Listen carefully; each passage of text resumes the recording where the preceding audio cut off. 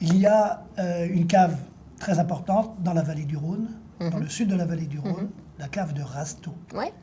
Et la cave de Rasteau, le mot Rasteau représente beaucoup de choses. Alors c'est d'abord un village, c'est un tout petit village de 600 habitants qui est situé à 10 km de Vaison-la-Romaine à peu près, donc on est dans le sud de la vallée du Rhône.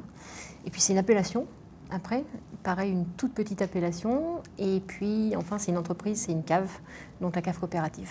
Donc quand on va à Rasteau, on boit Du Rasteau. du Rasteau. Jusque-là, oui. Donc c'est quand même assez facile. Très facile, on n'est pas compliqué, nous. Ouais. Et le Rasteau a été connu d'abord et avant tout grâce à un vin très particulier. Voilà, c'est un vin doux naturel, donc c'est un vin de dessert qu'on va boire soit en apéritif, soit sur des gâteaux au chocolat, qui est fait avec du grenache. Donc c'est un vin rouge de dessert, ce qui est assez unique.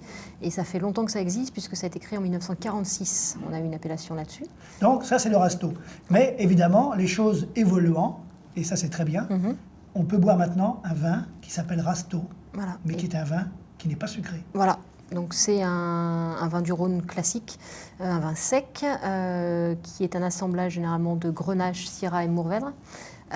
Et c'est un vin qui est fait pour aller avec les repas, qui est fait pour aller avec les belles viandes, avec du bœuf, avec le mouton par exemple, puisqu'on a une appellation qui est pas loin de chez nous, qui est l'agneau de Sisteron, avec lequel ça marche bien. Donc c'est vraiment un vin classique de repas. Et en fait, aujourd'hui, le Rasteau, le vin qui est sec, Uh-huh. qui porte le même nom que le vin de dessert, Voilà.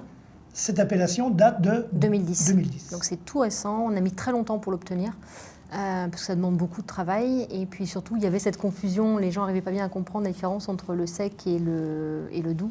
Donc il a fallu éclaircir un peu tout ça.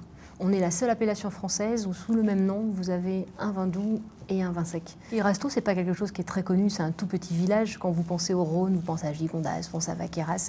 Et Rasteau, encore, on ne connaissait pas. Et le fait qu'on passe appellation, ça a permis que les gens nous regardent un petit peu et découvrent notre région et découvrent nos vins, quoi. Et un Rasteau peut vieillir quelques années. Ah oui, ça peut vieillir longtemps. On a de la chance, on a un terroir qui nous permet ça avec des belles acidités. Et donc on a des vins qui peuvent tenir 5 à 10 ans sans problème. Et après, nous, on les fait aussi pour ça, quoi. C'est-à-dire qu'on les fait à la fois pour aussi en profiter quand ils sont jeunes, où ils sont énormément sur les fruits.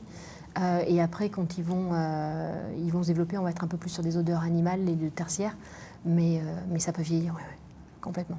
Donc finalement, avec un mot magique, Rasteau, on peut faire un repas du début à la fin. Ben voilà. C'est exactement ça. Vous commencez par le sec, vous finissez par le doux, Ouais. et la vie est belle. Et la vie est belle.